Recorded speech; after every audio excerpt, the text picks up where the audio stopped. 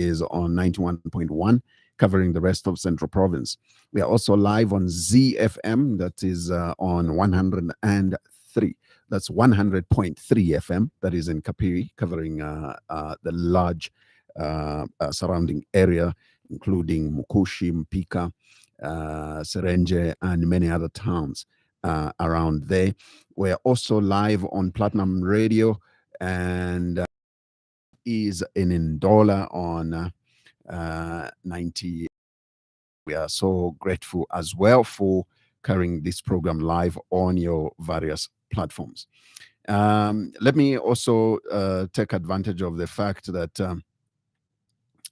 we are also live on our Facebook page. Remember, that's 5FM Radio Zambia. You can as well look out for a live link on our guest's Facebook page, which I believe is Honorable Binwell Mpundu, Nkana MP. That's the page that he's live on. And that amounts to basically me introducing him.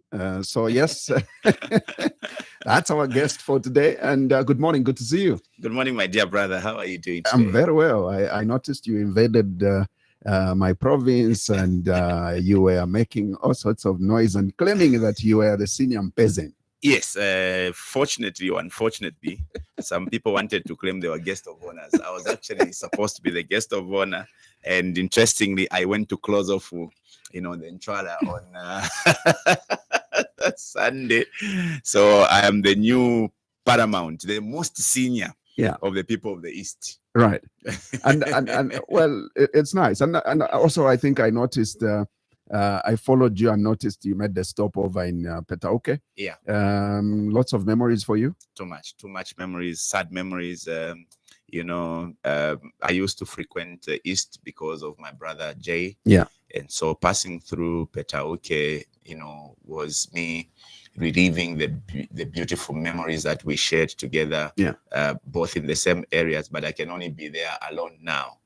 And meeting his keen followers and supporters is quite painful to deal with. Right. They've lost a father, they've lost a brother, they've lost a leader. I'm just glad that he's alive, even though him not being, around to provide leadership for his people is something that is very difficult to stomach. Right. Yeah. Right. And so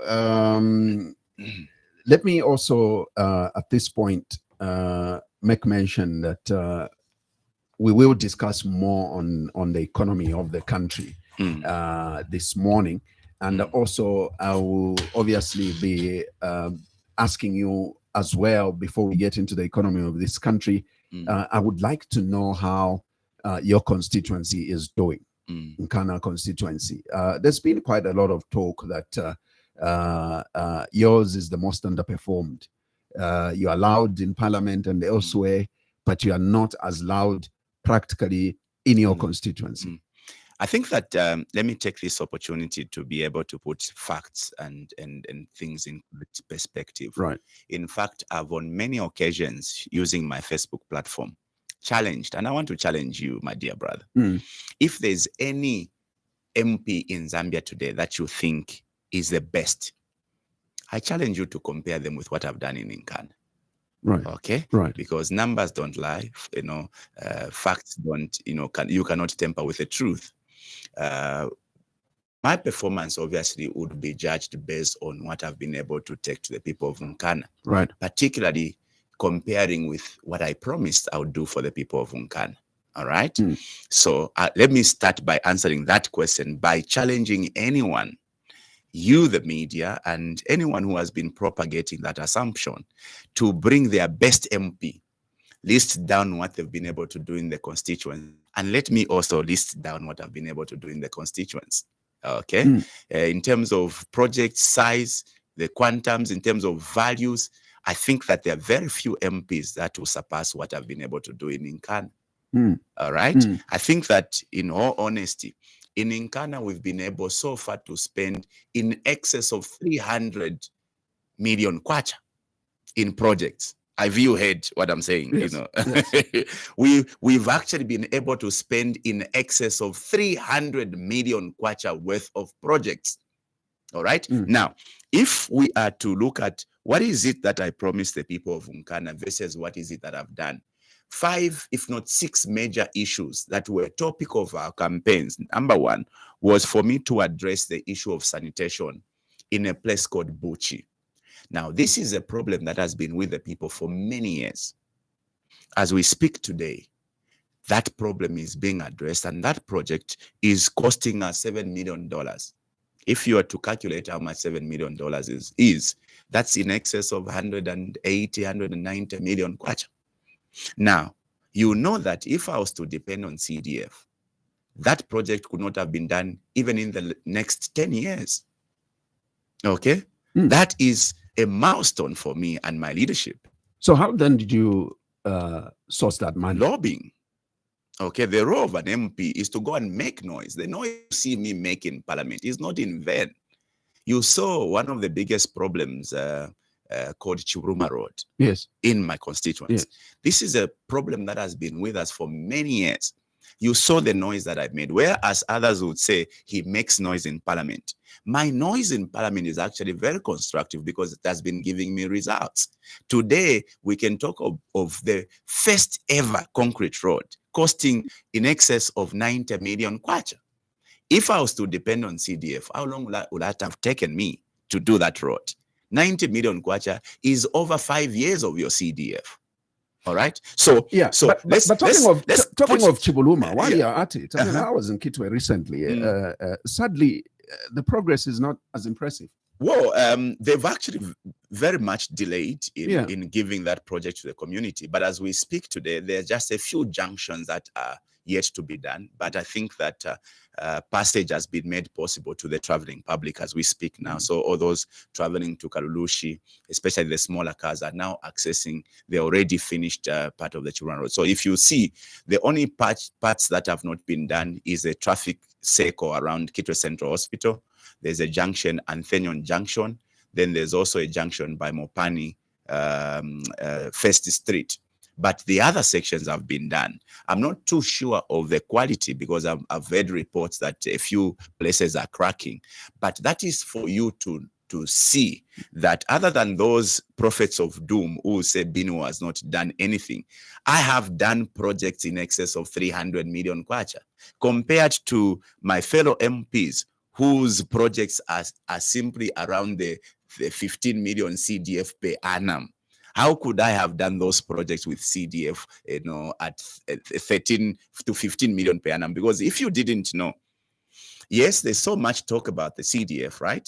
Yes. Being 36.5 or 36.7 million, right? In 2025. But you wish to know that if you take away the components, skills, skills education, empowerment, the component that goes for administration to the council, what remains for community projects is just around 15 million kwacha. Now, when you talk about 15 million kwacha, we're talking about a constituency like mine, which has got 8 wards. So we've got to share 15 million kwacha among the 8 wards, meaning that each ward will receive just around 1.8 million kwacha. Now, 1.8 million kwacha, tell me how long it would take to address a problem in Buchi that needs 7 million kwacha. $7 million. Tell me how much that 1.8 million kwacha would, or how long it would take to address a problem of water in Mindolo. Because these are the bigger issues in Nkana. There was Churuma Road. It's out of my way. There was the Buchi sanitation. It's out of my way. There was the need for a fully fledged secondary school in Kamako and the ward. It's out of my way. There was a need to address, communal toilets in Miseshi ward, which is, in an area called, Miseshi, D section. It's out of my way. The only issue that I am now still dealing with is the issue of water in Mindolo. Okay.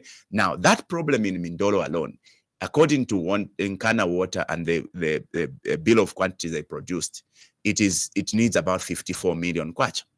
Now, 54 million kwacha means that even if I spent the whole lot of my CDF from 2022 up to now, I still would not have been able to address that single problem in the entire constituency of 8 wards. But this is what we've been able to do. Even when I say I've not been able to address that problem of water in Mindolo, we've still started dismantling it. As we speak, there are areas in Mindolo, for those residents of Mindolo who may be listening, like the Mindolo North, Mindolo North, which has got what we refer to as the 2-bedroom houses. So what we started doing is to connect the old houses, because the problem in Mindolo is that we need to migrate the houses into the new pipes that were laid down by the Nkana Water and Sanitation Project Phase 1. So we needed to migrate the pipelines from the old pipes to the new pipes. So that is where we need 54 million. So we've since been able to, start dismantling part of that project. So if you go to Mindolo North, the people in Mindolo North would agree, would attest or give you a feedback that they are already connected and they are receiving sufficient water. All right.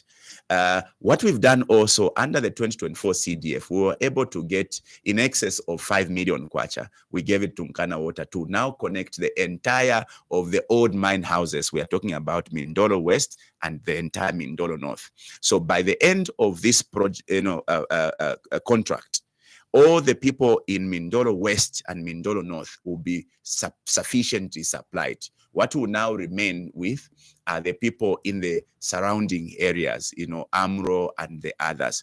My commitment to the people of Mindolo is that 2025, we should continue. We are going to give more money to Nkana to continue that program of upgrade, or rather migrating the houses to this new pipe. So I can tell you, by the time I would be leaving as an MP for Nkana, I would have addressed all the problems, and which is what I would put as a challenge to anyone who says Binwell doesn't perform.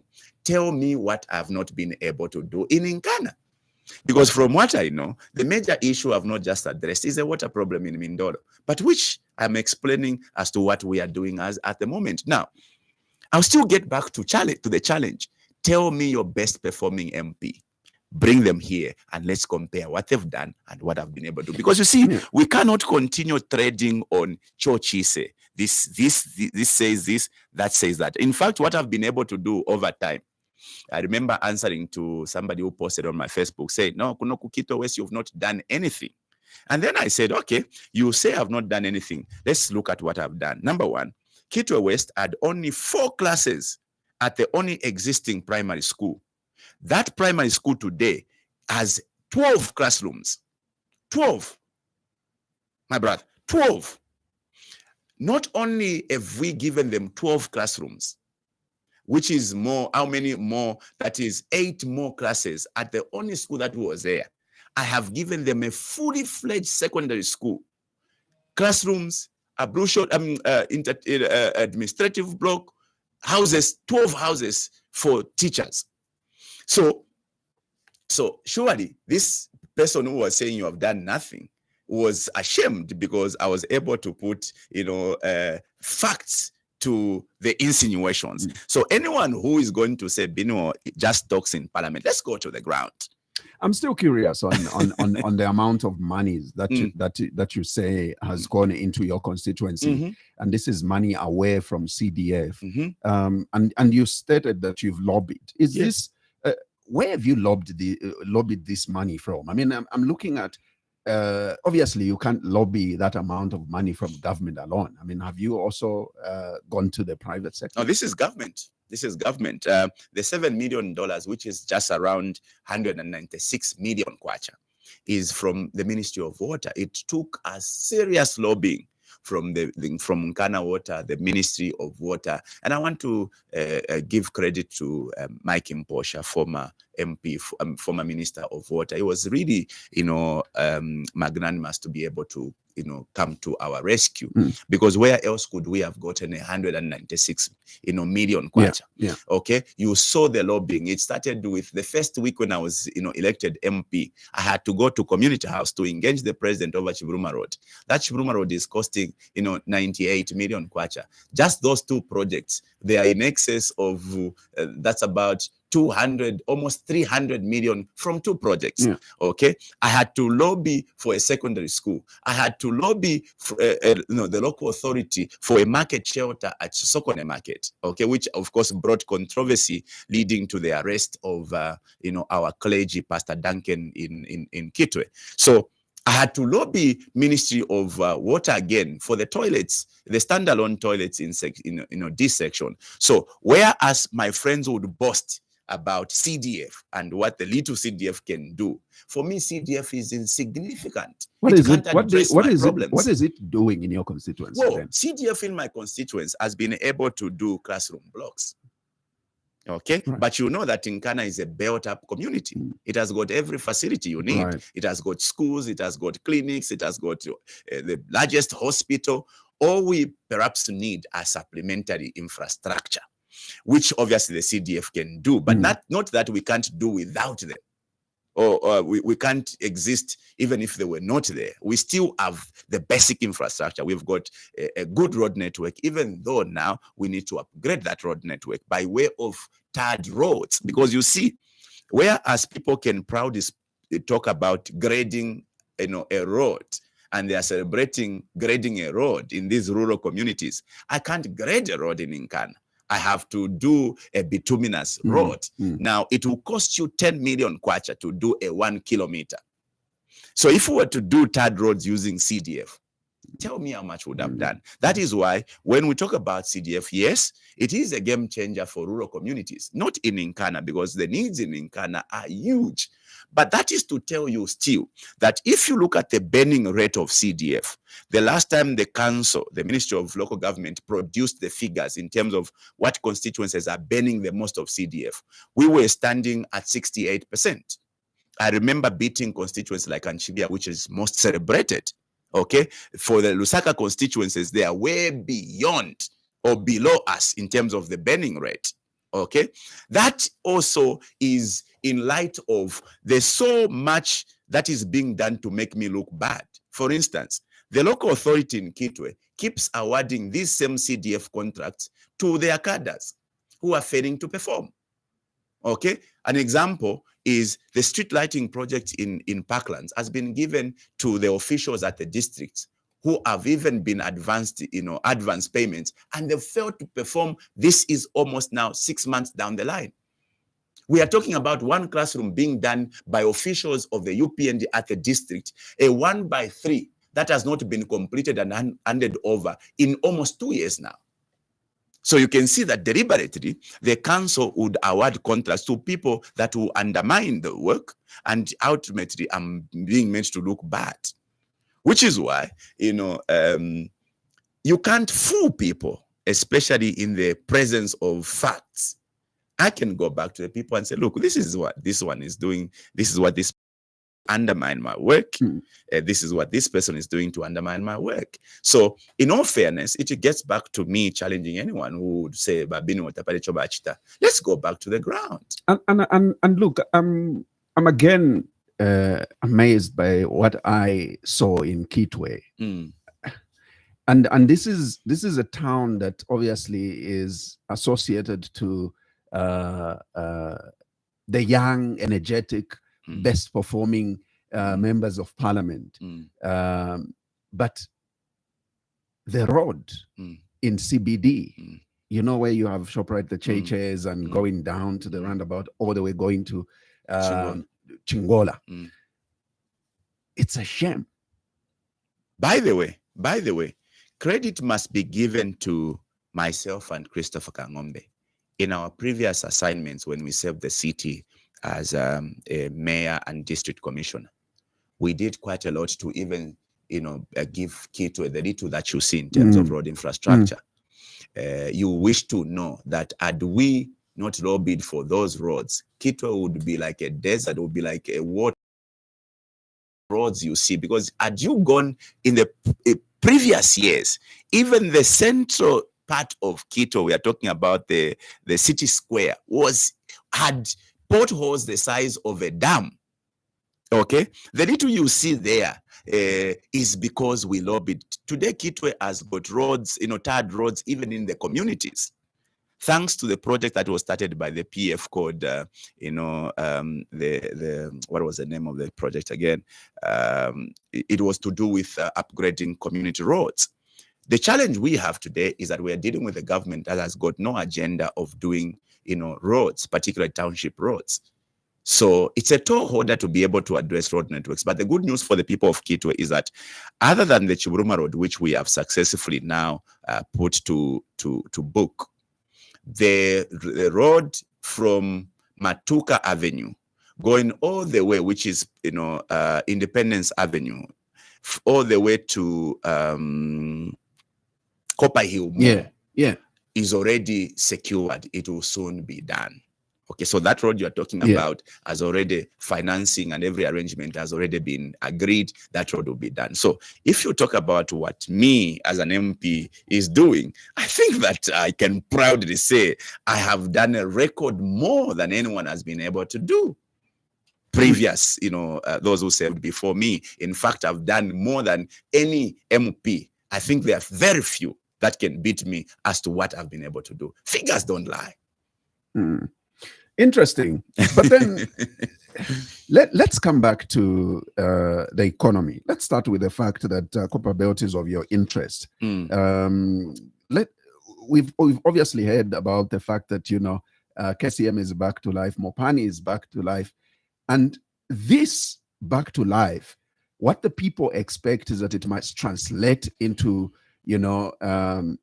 improvement in as far as the economy in that province, or indeed respective towns must improve, and people must be seen to be truly their lives to be changing. What is your comment in as far as the economy of the province is concerned? And if anything, I mean, you can zero it onto Kito. Let's start by stating facts that the economy of the entire country is gloomy. It's in ICU. All right. Every economic fundamentals have failed. All right. Inflation is over the roof. In fact, I challenge any economist today. I'm not an economist myself. Even the inflation figures we are talking about, 16% thereabout, is not accurate. In fact, the real inflation must be standing beyond 20%. Because you wish to know that in the last 15 years, the consumer price index, which is a major determinant in arriving at inflation, has never been adjusted for the last 15 years. So when we make a calculation as to what our inflation is, we are basically, lying to ourselves. The figure should be beyond. Now, the currency performance is the worst in the history. Okay, the prices of commodities are beyond every Zambian's reach. So the economic outlook of the entire country is in a mess. It's in ICU. We are just waiting to bury this economy. That is why today Zambia is being ranked the world's 60th worst economy, or the poorest country, number 6 in the world. Interestingly, we are the second world, the world's second poorest country, Burundi, even coming to donate beans to this country. It's so shameful now. The economy of the Copperbelt, let alone Kito, is hinged around mining. My constituency houses 2 mining giants, that's Mopani and KCM. And so when there were announcements of government having resolved the challenges at Mopani and the challenges at KCM, obviously we were all expectant that it would translate to economic boom for our people. It meant that the marketeers at Sokone Market will now have their businesses thriving. It meant that the young people of Nkana and Kito in particular will have jobs created. It meant for us that the local suppliers and contractors will have jobs. The sad state of affairs today, and I've continued to speak about this in my address to the president, but President, there's nothing that has happened to Mopani. There's nothing. the celebration, that Mopani is now, back to life. There's nothing. First of all, I want to challenge anyone, Minister of Mines included. Let him come and state how much money has been pumped into Mopani. Because you see, at the time that Glencore was leaving, all we needed was to source for around $400 million to be able to complete all the capital projects that Glencore had started. Here we are talking about the shafts, both in Kito and Mufulira. We are talking about, the smelter. We're talking about all these, capital projects that were started. They were almost at the stage of completion, and we just needed $450 million to complete, and the life of Mopani would have gone to over 25 years. The production would have gone to almost over 200,000 metric tons per annum. What has happened today, and I challenge anyone to come and rebut this, is that I don't think that there's any commitment to completing those capital projects, because there's no money that has come in. There is no money. The little money we saw was more or less what the members will say at Valley to Shinga Bata, where they brought in a little money to pay our council and a few suppliers, and off the hook, everybody was singing praises. No, if intuna fiambo kuchinja, that was simply a mere smear of falsehood that Mopani was back to life. There's nothing. Ask any businessman in Kito today. All those suppliers and contractors that used to do business with Mopani, there's nobody who's doing anything, save for the little that is there to keep the mine alive. The little projects are now being given to UPND cadres. Because, by the way, all the traditional suppliers and contractors for Mopani have now been thrown on the sidelines. The only people enjoying the little crumbs that have been provided at Mopani are the cadres, who have now pushed their registration, their companies into Mopani. It's now their time. I don't blame them. They obviously survive. They had watched their friends as they claim, eat. They also now need to have, an opportunity to also, make a living out of Mopani. But the overall picture is that there's nothing. Go into Chisokone market, you'll be greeted by misery there. The women are just basking in the sun. They are not selling anything. What are they going to sell? Go and ask the miners. Even when they were promised that they are going to improve their conditions of service, you saw the first year, them being given just like a 10% increment. Ask any miner. Ask the chair, the president of the unions, if the miners will have any kind words for the new equity partner at Mopani. So the economy of Kito, unfortunately, is in dire distress, because the anchor economic player, which is Mopani, there's nothing happening there, because Mopani gives way for the industries that are there. All the industries around Kito, in one way or another, are dependent on Mopani. So you can see the anguish that our people are in. So it's a very sad state of affairs. If I'm to talk about KCM, I think that the story is very well known. They pledged 1 billion investment. I don't think there's any way that has come into that. I think I stand to be challenged by anybody there.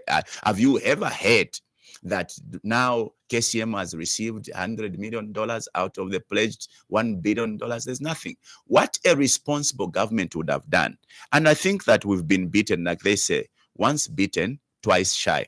What government could have done is to agree that all these, investors, Vedanta, as well as Nganiba Delta, Nganiba IRH.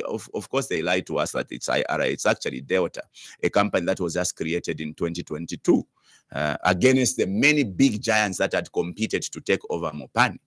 Now, what government would have done was to agree with these, prospecting investors on their pledged investment. Let's put that money in an escrow account, so that we are not duped, because it is the same story we've been through over the years, where an investor comes, the case of Vedanta when it just came, makes, pledges, and then begins just to live off the production and not bring any investment. What government would have done was to ask that these investors bring that money, the pledged investment, let it sit in an escrow account, so that we are able to hold them account.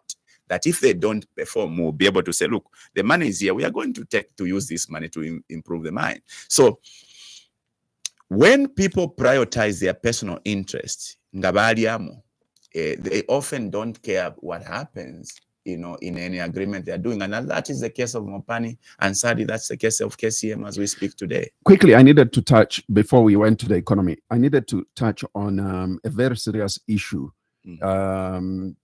which I think that by now it is expected that MPs from Kito should have really been in Kito right now and propagating this issue. It's the acid leakage into Kafue River affecting water supply to the entire Kitwe town.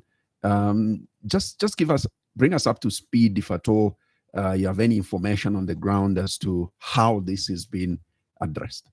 It's a very state of affairs for the people of Kitwe, but not only the people of Kitwe. I think that it stretches all the way from Chambishi, and the impact of that pollution is going to be with us for many years to come.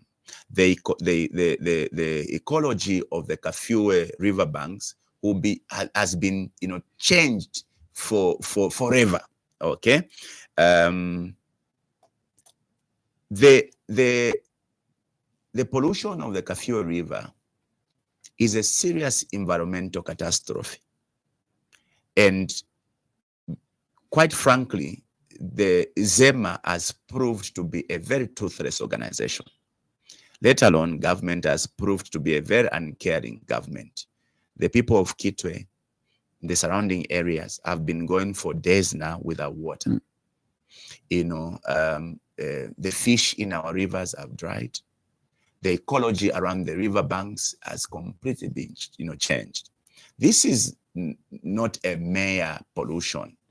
This is, a deliberate, action to make our lives miserable. I have never thought in any country, you as a Zambian, you would go and pollute a river in China and you will survive. They will jail you for life. What if we were dealing with very responsible, strong institutions, ZEMA as an example? Those, owners of that mine should have been in jail by now. That's a disaster that can never be allowed. And we've not experienced such a big, pollution in many years. I think I remember the KCM saga many years ago, and how KCM had to dance. The mere statements we are receiving from government officials suggesting that we are in control. How are you in control of the fish that is dying? How are you in control of the environment that has been polluted beyond measure? How are you in control of the sanitation problem right now? Because people don't have water right now. Okay, how are you in control? Is it the mere rhetorics of we are in control when everything is in a mess? So the situation in Kito on the Copperbelt and along the Kafue River is so dire. It required people with teeth to bite. Those characters at Sino Metals who polluted our river should be made to account for that sabotage, because that is sabotage. Because ultimately, our rivers affect our economy. All right, it's economic sabotage. It's an environmental catastrophe. I think more action, aggressive steps must be taken. First of all, not to address the results of the pollution, but also to ensure that the culprits are brought to book and people can appreciate that you have not gone to bed with the criminals that have polluted our rivers. You have actually acted on, the catastrophe. Let's move to the suspension of export duty on precious stones and metals. This obviously has spiked a bit of some debate around whether this is good. Well, obviously it is good for the sector involved, but it's another story when you hear people criticize this. I mean, there are some scholars that have basically said, look, these people have obviously, given their sponsors an opportunity now to, make more money and stuff like that. But I would like to get it from you as a lawmaker. You feel this is progress in the right direction? It's very sad today that your people are languishing in poverty when the citizens are being taxed left, right, center, when small businesses are closing down because of a punitive tax regime, because of alien approaches by ZRA of wanting everybody to have a tax clearance before they can trade, and wanting everybody to clear off their debt before they can be given a tax clearance, you decide to continue gifting the foreigners. When the UPND government decided to make mineral royalty deductible, we cried out. That was the little revenue that Zambia was collecting from our minerals. All right. They went to remove, or rather to make the mineral royalty deductible on the premise that we were now going to spur investment in the mining sector, the copper mining sector, they said, to an extent that we are now going to grow our production to 3 million metric tons in the next decade. This is almost 4 years. Tell me about the numbers from where the PF left the production to where we are now. The numbers have never gone up. So how are we even going to get the 3 million projected production of copper in the next decade, because we're almost in the 4th year? Secondly, tell me what employment has come to those mines who had promised that if you do, you make mineral royalty deductible, then we are going to employ more people. Tell me what revenues we've been able to collect from the mines, if not us losing, on a yearly basis. I think that decision alone made the country lose in excess of 3 billion. Okay. Now, as if that was not enough, today, the precious minerals, sector, again, you remove the 15%. Of course, the argument is that this was a newly introduced, a taxation. And they want to compare, saying that PF also reversed the same decision they made in 2019. Now, what saddens me is that the UPND wants to make, PF as a yardstick. They can't do better. They have to do what PF did, and they are proud. After all, now, the precious mineral sector, all the players there, 99% of the players in that sector are foreign. The few Zambians, led by my big brother, Victor Kalesha, who lobbied, don't get anything out of that sector, let alone, they are not even producing anything. They feed, if anything, from the crumbs. There are dump sites at Kajam, dump sites at Grizzly, where our young men go to scavenge, and they are getting these small stones that they are selling on the black market. Okay, are you telling me that those small players are representative of the sector? The bigger players are the ones who are going to benefit from this reversal. Now, it's typical of a government that is, that is always dancing to the songs of these multinationals. When they cough, you jump. Kajam threatens to lay off people. Kajam goes on care and maintenance. Kajam threatens to stop exporting, their minerals. They cough, you jump. You have to reverse. It's typical of what, governments that are, under a pitcoat government by these, foreign entities behave. That's what the UPND are behaving. The 15% was one way Zambia was going to be benefiting from our precious minerals. Look at this. Doesn't it bother you that Zambia has the finest of emeralds in the whole world? Yet that emerald accounts for nothing. Have you ever heard of the figures that come from emeralds, of our emeralds towards our tax, basket? Nothing, sir. Nothing. I am part of the committee. I was part of the committee of Parliament, the national economy, that undertook a tour of that sector. What we found is a very sad story. Government gets nothing. Westmore today, we had another precious mineral called sugilite that unfortunately has mysteriously disappeared. From the 2 trucks that were impounded, having been stolen by the UPND cadres, government employs soldiers to go, and rather paramilitaries to go and man the Mwombe mines where sugilite was discovered. Today, government is making a statement that sugilite has depleted. Who has depleted our sugilite? Let alone what has happened to those trucks that were impounded of our sewage light. This is almost 2 years. Nobody has said anything. What are we getting from our precious minerals? Is a question that every Zambian must be asking. That today, the little that we could have been getting from that sector, the government Msokotwani decides to please his friends, decides to reverse that decision. Are we going to be a country that continues to jump whenever the investor coughs? Who told you that FDIs would give us development we need? These are businessmen. They are not here to please you. They are here to make business, to make money. When they cough, you jump. So you are an embarrassment to this country. This is the only opportunity we would have had as a Zambian people to get reasonable revenues from the sector.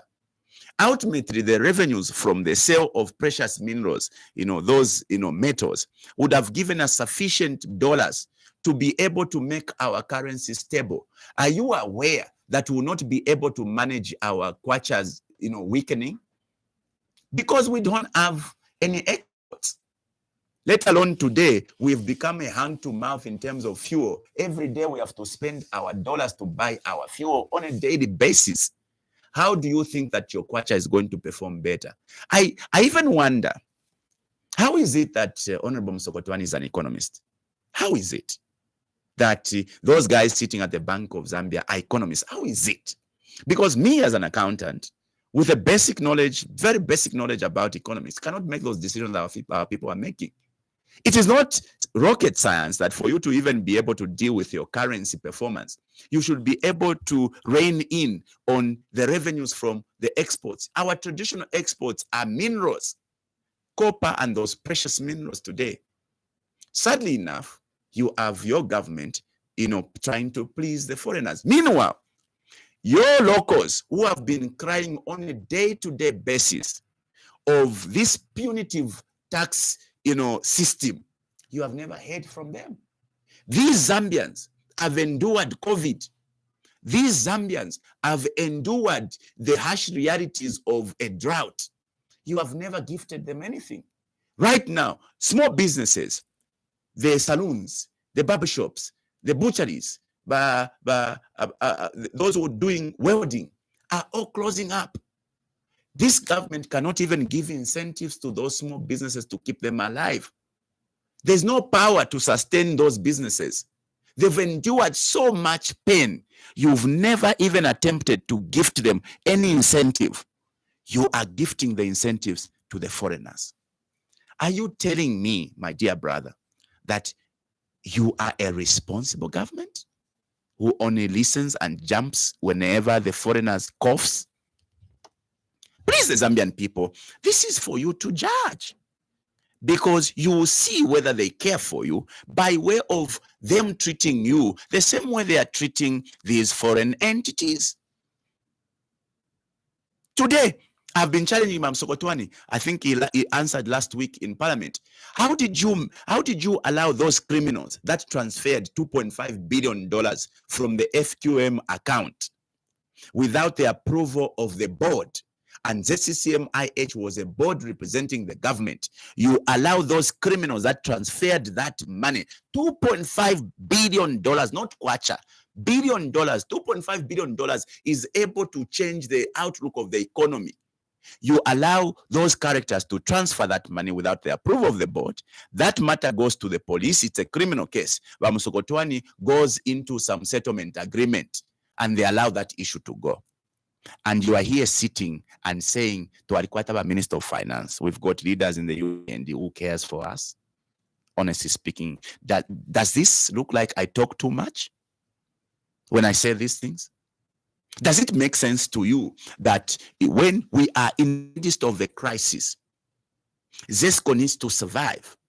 You create a middleman, a middle company to sit in between ZESCO and the Northwestern companies. When ZESCO used to send, or rather to sell their power to the Northwestern mines, Mwayabi Kapokanona Energy as a middleman, Ebala senda malite ku ZESCO, Ebala share aba ku Northwestern the mines. How? They've not brought anything. They've not built a single line. You've just brought them because they are your friends to start making money off the Zambian sweat.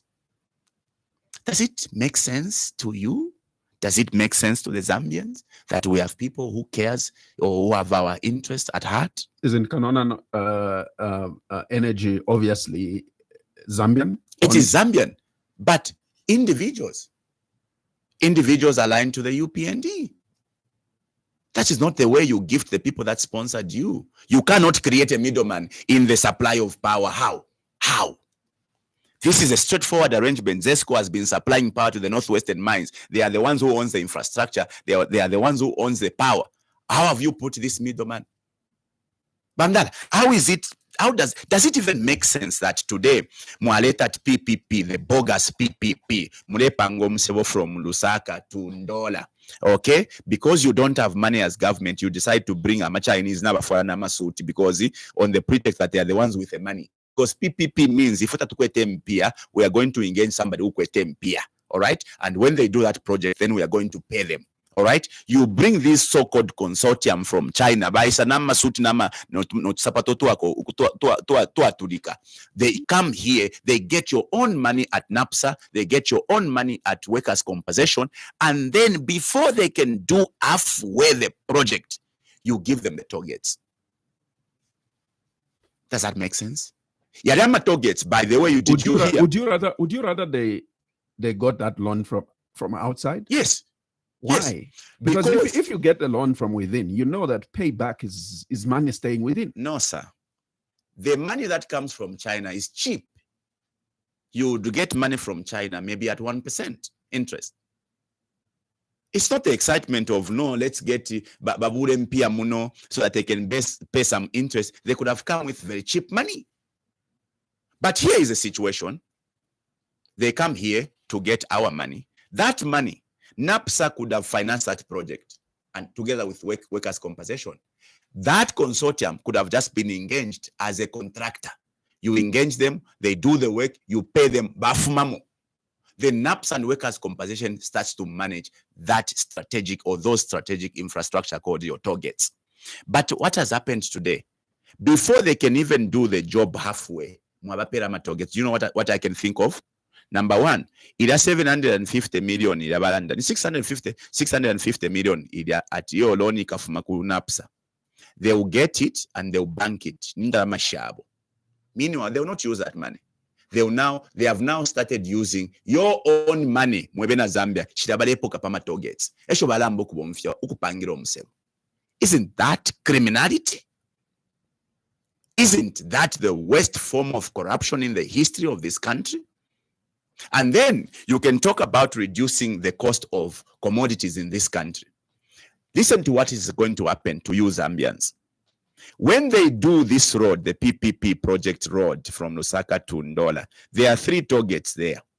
If you are a truck driver, you have been paying 150 kwacha on the target. They are going to increase from 150 to 1,550 as the case in Chirabombwe is. That's my assumption, right? Because in Chirabombwe, they used to pay amatraxi 150, pakupitapo no kubwera 150, so 300 ngawa kasumbarisa wabwela. This time around Malilunda, it's now from 300 ngawa pitapo no kubwela, it is now 3,100 kwacha. From 300, 3,000, 1,000% increment. Do you know what that is going to happen? That cost of toll plazas or toll fees is now going to be added to the cost of products that are being transported on these same trucks. Are you a people that are going to reduce the cost of commodities? Because the factors of factors that leads to prices being increased or otherwise reduced is transport is one of it. Fuel is one of it. Electricity is one of it. Look at what your government is doing to those factors of production. This is the Tuesday edition of The Burning Issue here on the Happy Word of 5FM Radio. And remember, we are also live on our Facebook page, and that's 5FM Radio Zambia. Not forgetting our partner radio stations that are carrying this program live. Tuta FM in Mansa on 90.7 FM. And don't forget, we are also live on Spice FM in Kabwe, 91.1. and covering rest of Central Province. Also in Kapiri, we are live on ZFM, that's 100.3 FM. And don't forget, we are also live on Platinum Radio in Ndola, on 99.7. I will be opening the phone lines pretty soon on 0955-221515 for you to obviously make a contribution. Now, you were just talking about the energy crisis and how ZESCO is obviously again left vulnerable because of that. But it is just one subsector in as far as energy is concerned. Let's look at the fuel side, because now we are seeing headlines that Zambia is now turning to Dangote fuel for cheaper, more secure, and consistently supplied, guaranteed consistent supply of fuel from Nigeria. Your thoughts on this? By UPND, I don't even understand them. Name it on can share wine. And often mwebena Zambia therefore mungu fuishe bwino sana pali lili national land. When by UPND came into power, they decided to change a policy in regards to how they will handle the fuel subsector. Because energy sector had quarter, electricity subsector, and the fuel subsector. I've just mentioned the pali electricity. Now baleta mwama mi domain inonshita. They've failed literally to manage the electricity subsector. That is why abantu nomba balala mumfi people will go for days without power. These are the people that had promised if there will not be anybody, there will not be any load shedding. Today, by UPND came with a policy that entailed the government will not have anything to do with the fuel. In fact, they said government does not have business in business. Meaning that if we fuel. Now, what existed before, from the time of Kaunda, is that government was a major player in the fuel sector. This is what happens in every country. And I challenge anyone to tell me the country that has adopted what Zambia has adopted. Because government being involved, because you see, of all the sectors we have, the fuel subsector is the critical sector. It's like the body needing blood. Without blood, you can't function. Nanguli mpetashani. That is what fuel is to our economy. Without fuel, the economy would crumble. It would die completely, natural death. So that is why, world over, the governments would always have a full hand in the fuel subsector, controlling the supply, the availability, and the price. So bakaunda mumano yabo na abantu baliko, when Zambia was founded, created two strategic industries. Tazama chimu pipe that carries our fuel, that is the fuel before it is processed. It used to carry what is called commingled fuel na fisankana. So government would buy fuel all the way from the Middle East in those big ships. Now, instead of ngayafika ship ku Tanzania kudia ku Dar es Salaam, bambi okulonga matanka ya leleta, they built a pipeline so that kulika kufye kuli ship ichi, the fuel, the commingled fuel is transported to another company they created called Indeni. So Indeni used to now separate the commingled fuel. Mwakwata parafini, mwakwata petro, mwakwata diesel, mwasa kwata na mafuta ya mundeke, which is called jet fuel, plus the byproduct, which is called HFO, heavy fuels. Now, these heavy fuels then led to the establishment of a company called Ndola Energy. Bale bomfyama heavy fuels by Ndola Energy to make electricity. I think they've got the capacity to produce 105 megawatts. That created a company with more jobs. Indeni, more jobs. Tazama, more jobs. Iliobai Saba UPND, of course, there were problems at Indeni, which we must admit. There were problems at, to some extent, Tazama, which we also must admit. Now, when there's a problem, does it mean you have to do away with that or you can improve the situation? The experts will tell you what UPND needed to do was simply to improve Indeni by way of buying a hydrocracker. Now, the previous arrangement was that we could only separate the commingled fuel. We could not refine crude oil, okay? Because most of the oil is in crude form. So Zambia could not refine. Tatuwa kwete refinery. Ila Indeni alifeni separator. So what the experts said, let's buy a hydrocracker that will now refine crude so that we can be buying crude oil. All right. So we needed about $500 million to improve Indeni, to upgrade the infrastructure and also the hydrocracker. Then we also needed to upgrade the pipeline, and we would have spent about $1 billion. So we needed about $1.5 billion. Even if we went on the market, $1.5 billion, the experts who have done the research, we could have been able, all things being equal, to pay off that money in 7 years. Because if you look at the losses we are making by way of the decision that has been made, the exchange losses and everything else, it's beyond the roof. Now, what the policy entails is that government has stepped out of the sector. Bashira a private player. It started with the first useless decision they made by UPND to give this contract, pipeline yatazama. We change it from carrying commingled fuel, ile carrying of one product, which is diesel. So they gave a contract to a company called Agrofuel to clean up the pipe. One thing they've not told the Zambian people, which is a question I asked the vice president, which she failed to answer, what happened to our money in this pipeline, which was in what we call dead stock. Dead stock fima fishala mu pipe filanga mu afipompolo la fila nimpia ma millions of dollars. When this person Agrofuel was cleaning the pipe, nobody has spoken to what happened to that dead stock and the millions of dollars that Zambia has lost. Who has gotten those millions? That's corruption. That's criminality. Secondly, this contract was given to Agrofuel.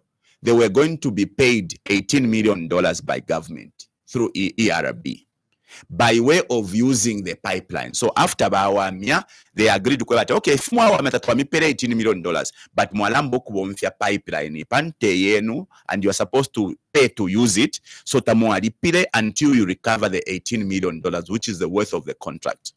Ababa Agrofuel bamba no kubomfia pipeline, they now got overpaid. But 18 million yapita, they recovered for what they invested. They now got overpaid until a whistleblower signaled that you are paying them more than the 18 million. Nobody has been able to say anything, including the Minister of Energy. When I asked him in Parliament, he says in Shishibe, and he was laying on the floor of the house because he knew of that issue, because the report was given to him. That report even went to the president. Now, government today is saying we are going to go to Dangote. How is government going to go to Dangote?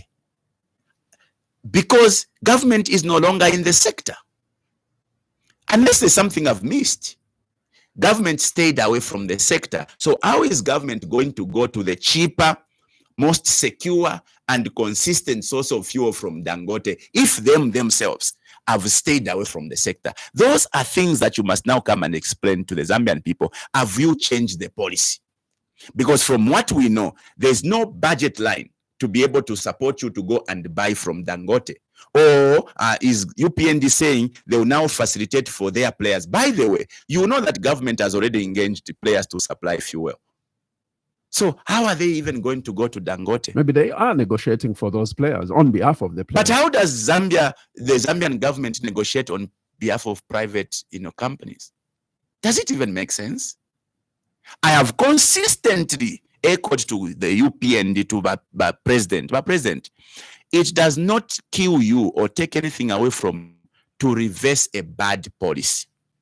UPND needs to reverse a policy on the fuel subsector. They need to go back to the original setup.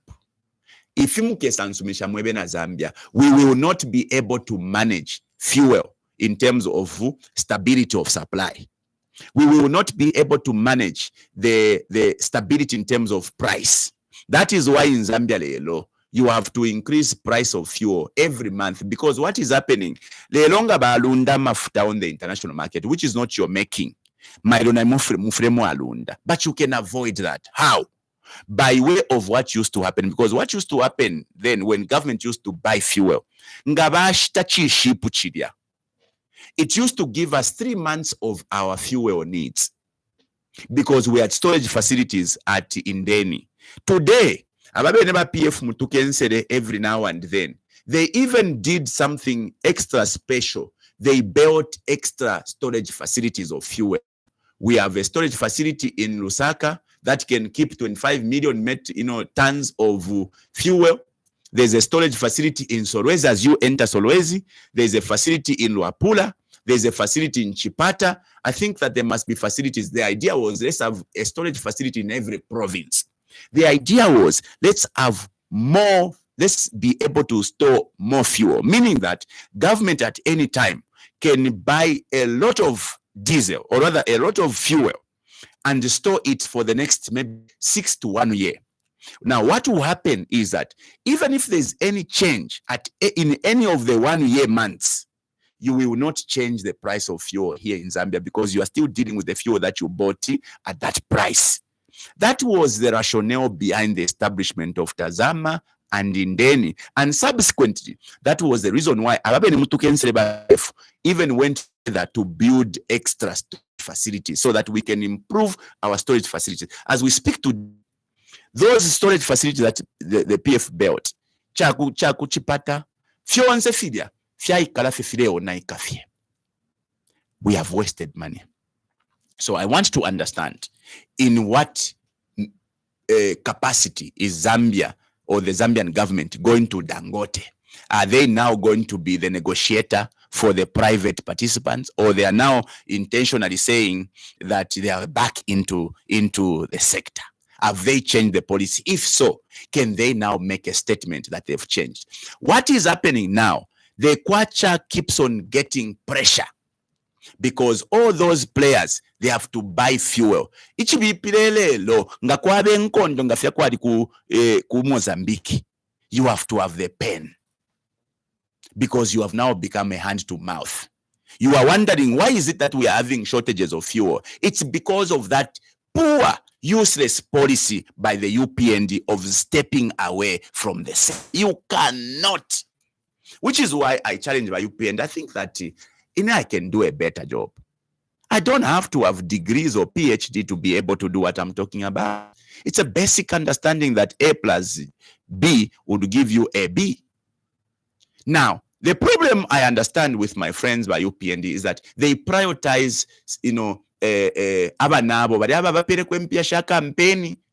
they want to satisfy them. That is why they have to make terrible policy decisions so that it fits with the agenda of helping Abanabo. This is the Tuesday edition of the Burning Issue. Let me, at this point, take your phone calls on 0955-221515. That's the number you're getting us on. And remember, we also have comments on Facebook that have come through. Let me quickly go through them. On Facebook, we have Dixon Donbwalia, who says, Mpundu Akule Kafye, he has done his level best in Nkana constituency. He further says, in Nkana constituency, Honorable Mpundu has done it accordingly, and people don't just appreciate him. He has managed to work on sewer brokerages in Buchi, Kamitondo, giving toilets to the people in Mindolo who used to use communal toilets 100 meters away just to have access to a toilet. Panomba Nikuchalo. He has managed to lobby for Chibuluma Road, I think, like you said. He has given the people of Kamakonde a fully fledged school. In fact, in all the wards under Nkana constituency, there is a development taking place. And he has even given us Chibuluma Road. Greet him. We now call him Mr. Chibuluma Road Mpundu. All right. So that's a comment, I think, amplifying on what even you and I have spoken about. Yeah. Nice projects in Nkana, says Vayano Juniors. And Patrick Chilongo says, Honorable Mpundu, we want Ichaba Icha in 2026 and send a representative here in Kwacha constituency. As youth, we are just being used. All right. Interesting about Kwacha. It's been quiet. Kwacha constituency has been quiet since the loud times when elections were taking place. But let me take quick phone calls. Good morning. Good morning, Zach. How are you, my brother? Not too bad, thank you. How are you today? Very, very fine. Is this brother Chisha? Exactly, you are speaking to brother Chisha. Honorable Mpundu, how are you? Very well, Chisha. How are you doing, sir? I'm doing very fine. Honorable, you are articulating issues very, very well. Thank you. And you point out, I want to repeat, is why you said that European wants to use PF as a yardstick for their leadership. I agree with you, Honorable. These people, when they were in opposition, they are telling us that they are going to provide proper leadership in Zambia. They were telling Zambians to say, these are competent, they don't know how to lead the country. Vote for us so that we can put things in place. Today, whatever you ask them, they are telling you, why are you complaining? Because even the PF was doing the same. What type of thinking is that, Honorable? On top of that, is it in order? Honorable, now that's a question to you. Is it in order to have the vice president? That office, which is very second to the first office in Zambia, telling women to say, in folly. Is it in order? Is it okay? Because what I know is when we have policies in Zambia or in any countries, policies are supposed to be favorable to each and every percent. People to enjoy life, they should have pregnancy. And then they should enjoy the economy of Zambia. What kind of policies is that, Honorable? Because all we know is that people want to create an environment which is okay for doing businesses, whereby even people when they are up, they are able to provide. Honestly, 800 quarter can encourage people to say we need the money for over 800 quarter, and those ones are coming from the vice president, the number 2 person from the highest office in Zambia. As I conclude this, I want to also to touch on the issue where Honorable the government spokesperson said that you ran away from Parliament because the already the issue which Honorable Fire presented here was just up talk.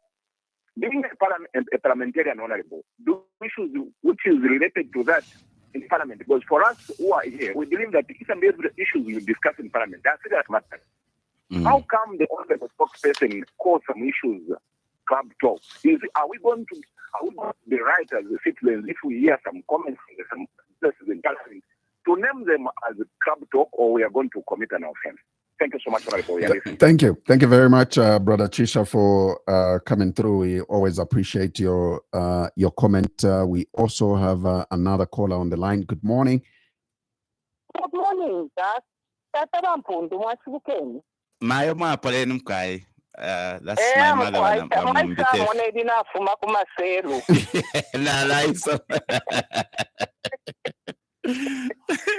Yeah, no, I understand you are also in the same situation as me. For those who might not know we are speaking to, this is Mumbitiri. My dear son, Ningi Shiva, even now, what they chole tire chaba, Chidam Quate chaba, it's so. But the party point time to fikile.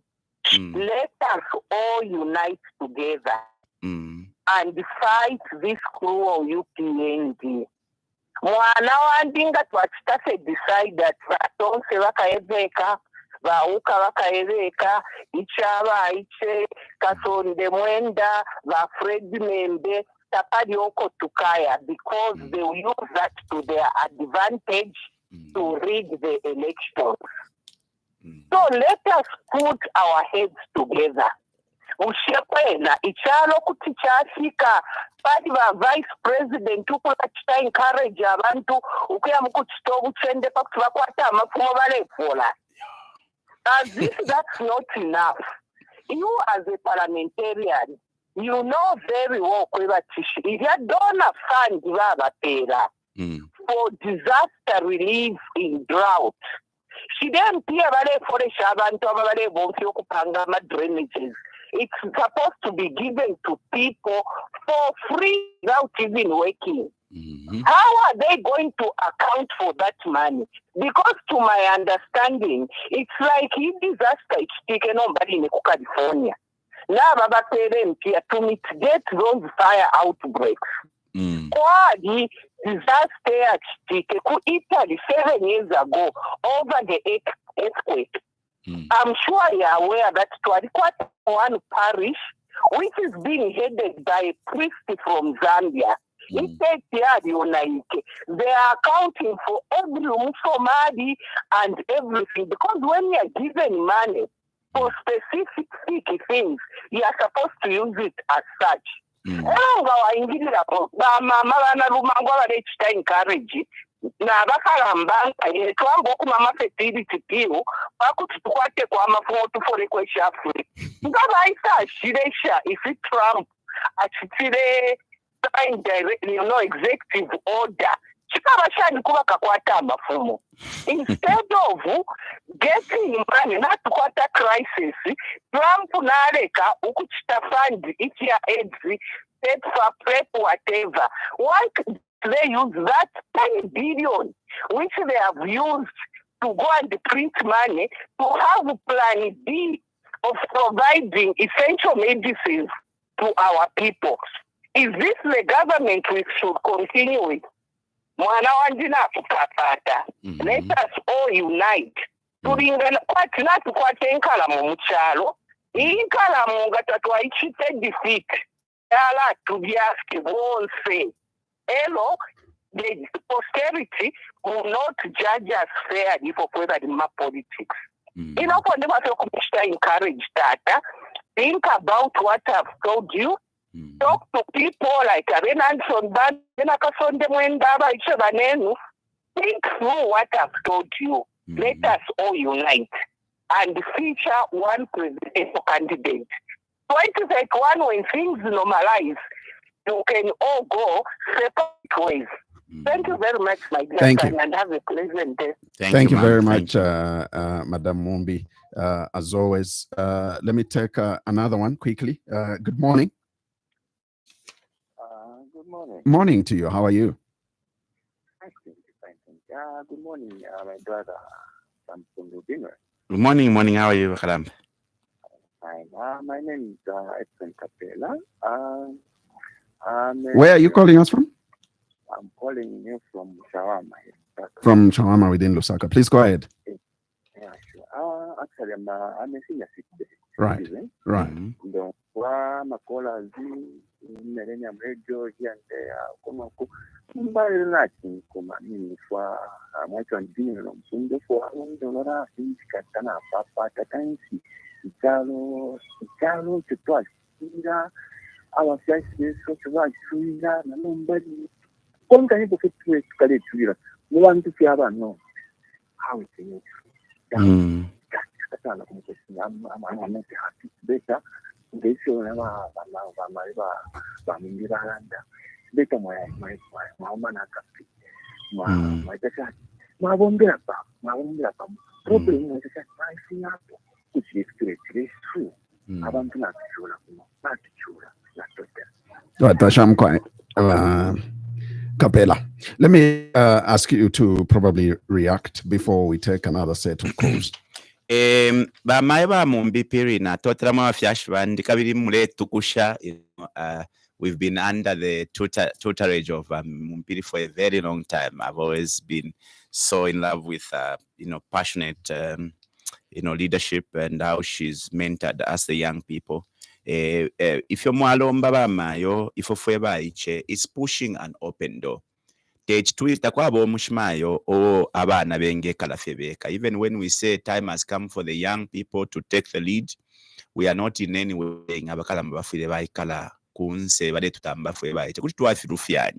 because the ones who gives wisdom what we are basically trying to do is basically to bring young people together because this time we want young people to also participate.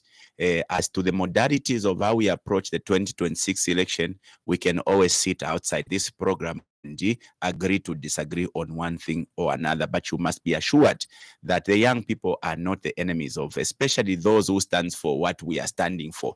If we are standing for two things, Mayo, we are standing for one, to have Zambia get back to good leadership, because ababena na batufilwa.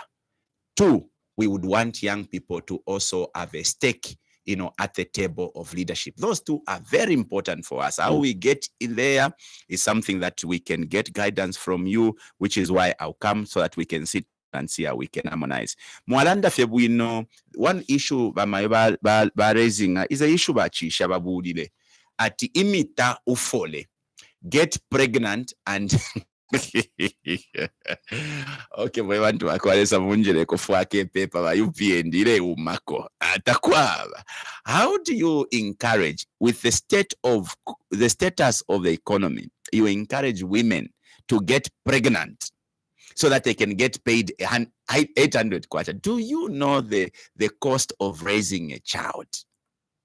Let alone if you wala kwatira fie fumo ukese papa elo mupeli omwana kashi 800. In fact, ninseleshi. But what the implication of that statement is that because of ubuchushi buliko mwala imya no tukashana, on one hand you are trying to prevent teenage pregnancies, but if epo tukashana tuline nsala twala butauka mukufwaya mafumo no mbushe twali upwa because nga mwatira imitofole nishimuleba for every woman. You are telling every woman to get pregnant. What of those who are not married but they want money? You are forcing people to go into prostitution so that they can get now 800 kwacha, not nempia fesha mano 800 kwacha eyo mrefu ila po abantu bakwatire po mafumo mwaka basungire n'abana bakese mukula chusha afya abana. What a responsible government would do is to improve the livelihood of the people, create jobs, make commodities affordable. Then abene abantu epo they will be in a capacity to be able to fend for their families. Bala mbokula ikwatila amafumo abene. Chile sekeshano kusekesha timi tofole. There are a number of issues raised. Dixon just says, I've done my best in Nkana, which is why I was saying, my brother, that, I'm a prophets of doom who say I've been with Tapale for much, but I think when you go on the ground, I think that there's a list of things, which is why I'm challenging again. Anyone who thinks that Binwell has not done anything in Nkana, let them pick their best MP. We are going to compare. I think we need to address this problem because ndayumfwa sana ngawapa Facebook, no, he has not done anything in Nkana, he has not done anything. Now I am challenging you. All of you who keep saying Binwell Tapale Chwachta, tell me what I have not done. Or let's go a little further. Bring your best MP. Mutantikefyo bachita, na inentantikefyo nachita. Then we'll leave it to the public to judge. So thank you, Dixon. There's a gentleman from Kwacha who says, Kukwacha barefwa echaba iche. I've taken note. In fact, we need young people to arise in Kwacha. We need young people to join the movement. And I'll be coming very, very shortly. Did you want to? Yeah, because then I will ask it later. It's around Ichaba Iche. Just like, what is this?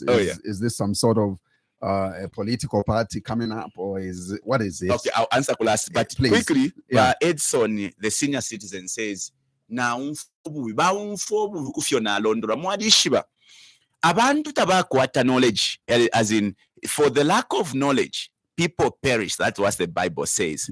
Ababantu abale imbama praises for UPND. They have not even got a single chunk of the worst things that the UPND are doing, particularly on corruption. The UPND used to speak so ill of the PF. Are you aware of the levels of corruption in the UPND? Some of the things I've mentioned here. How do you create those middle people you are creating? Okay, look at the saga that happened, and I'm glad that the president is in Egypt. You heard what happened in Egypt. Ubuteko bwatira tuamukushtemiti ku Egypt on a government to government procurement arrangement, meaning that the government baku Egypt bali kwatemiti imiti and all medical supplies. So if we go buteko, we are going to do away with all these who supplies us with medicines and medical supply. To allow muku ishitira fefwewe ne kubuteko bwaku Egypt. Now what that does is that you kick away the Zambians who could have gone to buy medical stuff for you to also earn a living. If I think not too long ago I was mentioning to the president, where ZAMSA has terminated contract of Zambian-owned companies, citizens-owned companies, all which they engaged to supply, medical, supplies. But terminate only to, I know they want to give foreign companies.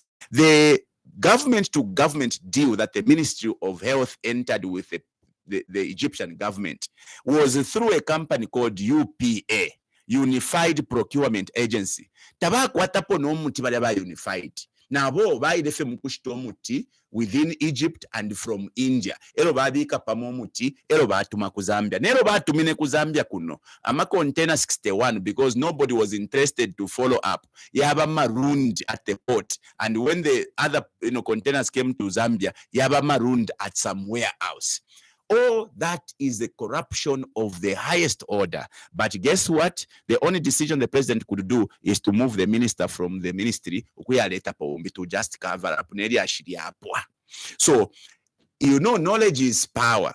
My people perish because they have no knowledge. Some of the people who are clapping that, it's because they've not heard half the worst things being done.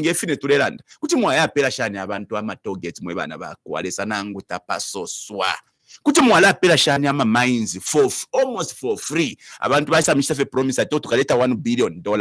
Tabako etene mpia bahari ya mkufuaye mpia pa market. They can't find that money. So I agree Mweba Fiashba Edson Kapero Kwebati, there's need for us to unite. I have also heard from Maiba Mumbipili, we are going to unite for the cause. For as long as when we unite, we can all speak one language and it is for the betterment of the Zambian people. What would be wrong is to kick the UPND out just because we need to kick them out. I think that we need to, if we are to remove the UPND, it is for us to have a good leadership. If you watch 2021 must not be done in 2026, where you remove a government just because you want to remove the government. You must remove a government because the alternative is solid, which is why you must agree. What is the agenda for the country? I think that is a conversation that all political players must sit on the table to agree. When you agree, it becomes very easy to say, now let's go. And for us as the young people, we are prepared to join hands with our elders so that for as long as they believe in our idea that number one, the young people must also be given a chance, and also that the change is for the betterment of our country.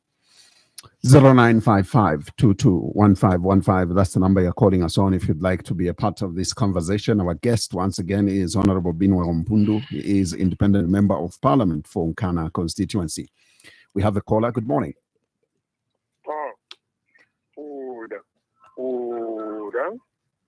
Honorable Francis Mumbintika is one of these calling you from Lusaka town.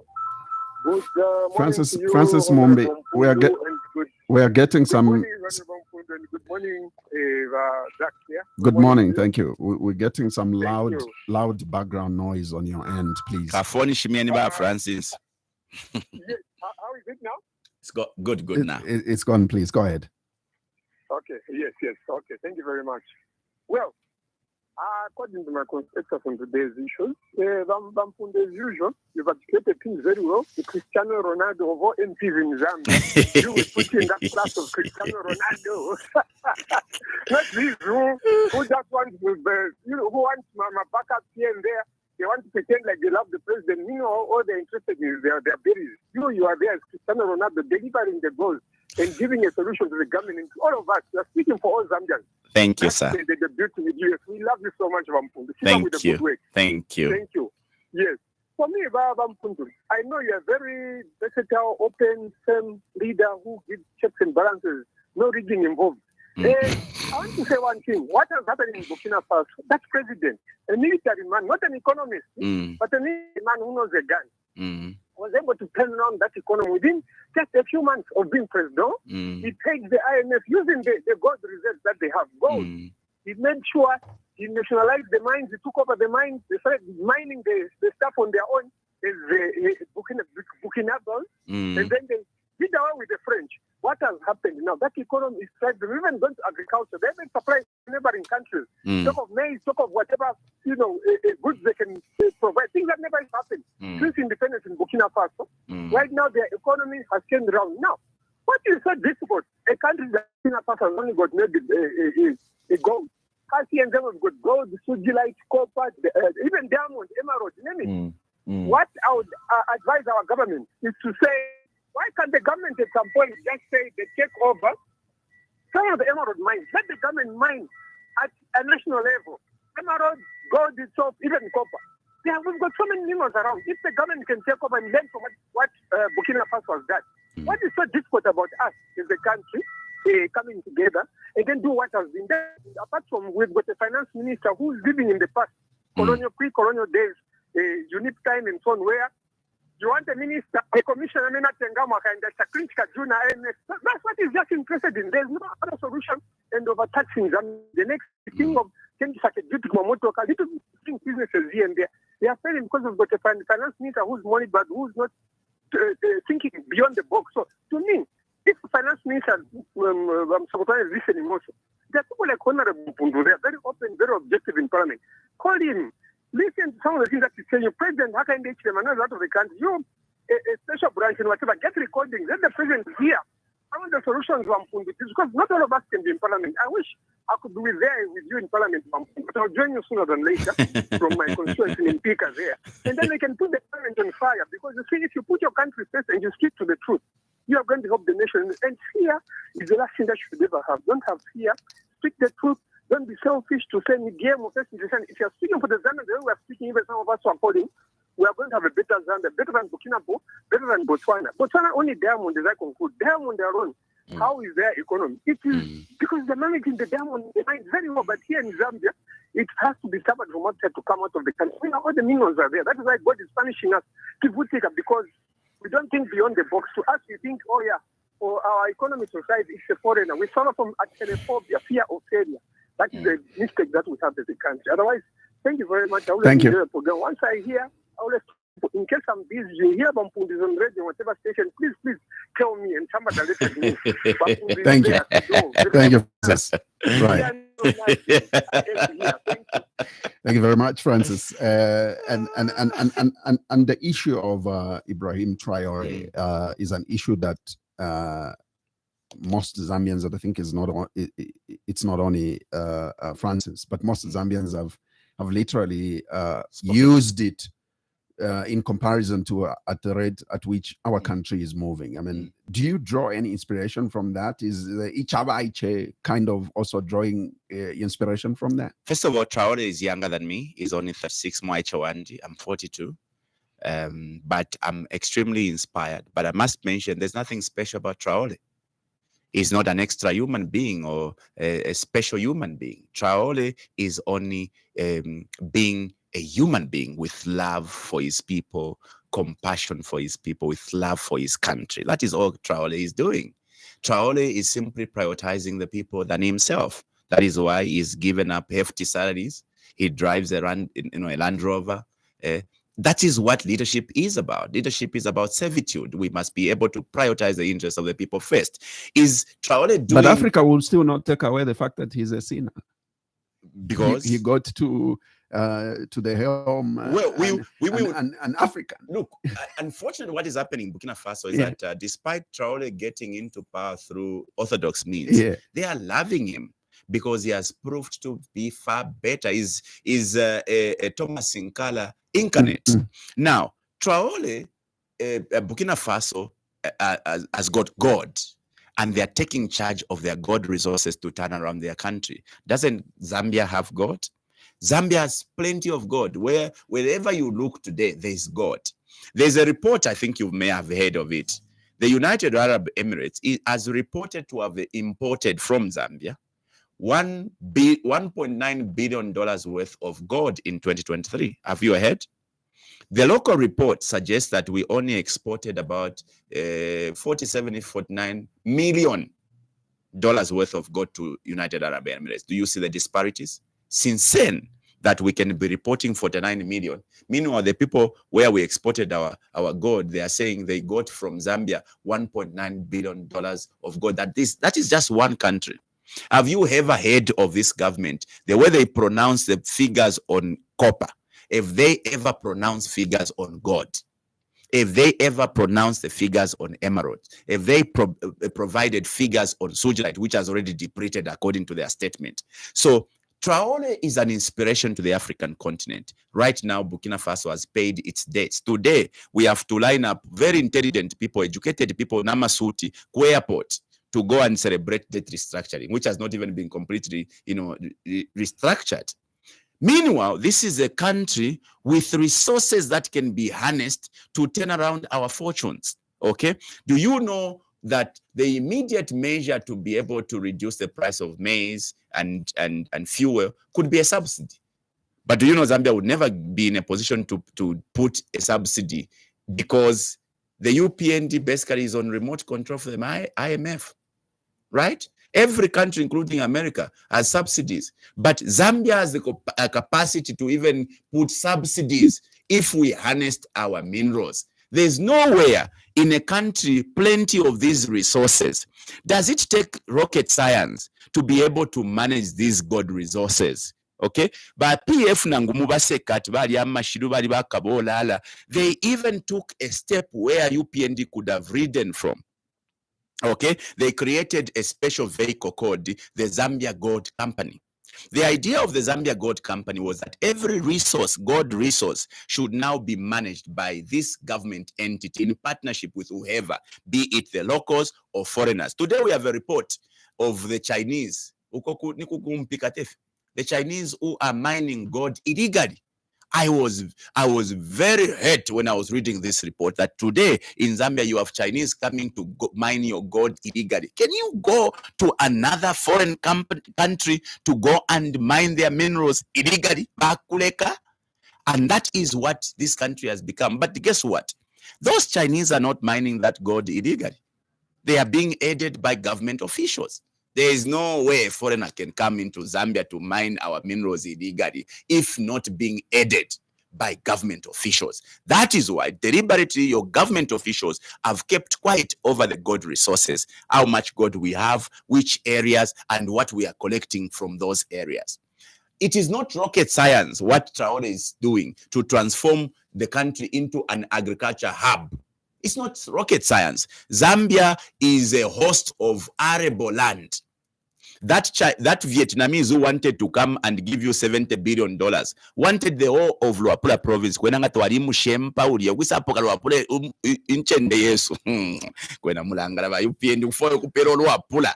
Is it the reason why, Honorable Siakarima, he keeps on insulting the people of Luapula that we suffer from mental poverty? Is that why they wanted to sell? I think so. Is that why they wanted? Right. Why they wanted to sell our province to that Vietnamese? Mwena Luapula kwena ba ukututolo kutumuna kwa tuli masaka twakwata mano. But if we are no mabapere no Luapula kumu Vietnamese, I'm glad that the people of Luapula rose up to stop that nonsense that was supposed to be committed. But the point is, Zambia with all this arable land can go to Burundi to beg for beans.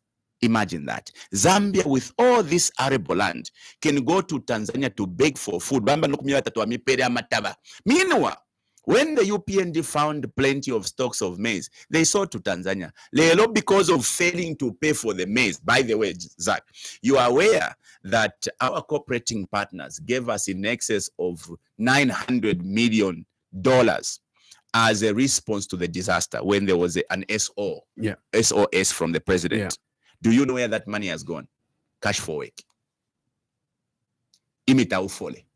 You now use money that is supposed to help you navigate around the disaster caused by the drought. You start politicizing that. You parade abantu bambo kula imbe mifolo kula wamia mumisebo to pay them, as opposed to buying food for them for free.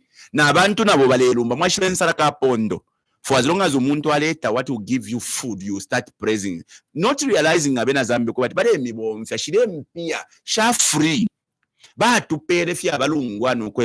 Since you are experiencing this drought, here is the money, buy food for your people. Meanwhile, instead of going to pay for the maize in Tanzania, they go and take that money to catch for work. Now, Eastern Province, a woman called me on the radio saying, "Ndikuchipangari kuno tuaribomba catch for work mu October na lero tabatu perempia tulandireniko."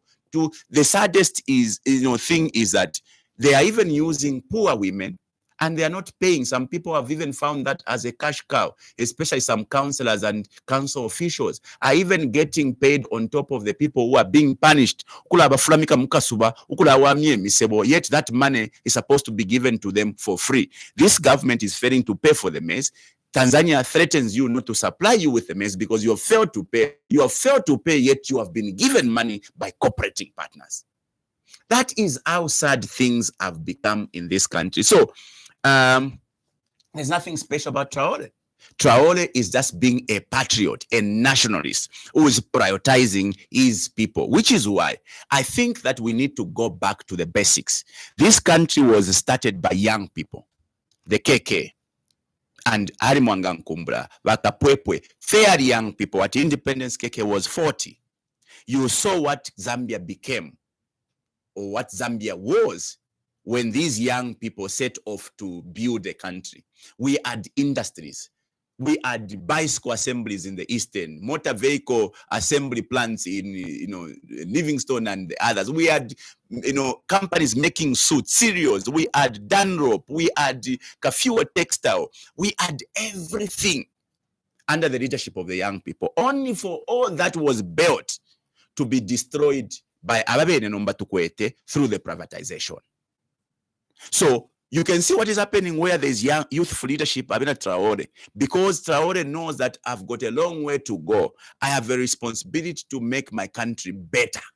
He's prioritizing his country for himself because he has many years to go, for his children and for his grandchildren. The same is happening in Mali. The same is happening in Senegal. So in short, the African continent now, as the wind of youthful leadership sweeping across the continent, we will be too unfair if we did not jump at the prospect of having young people arise in leadership. Now, we are not suggesting that we should be selfish, but we are suggesting that time has come for the young people to also be given a fair portion in terms of the responsibility to manage the affairs of the country. I think that Traore is an inspiration, not just to me as a young person, but to every Zambian, particularly to these politicians whose preoccupation is to keep telling lies.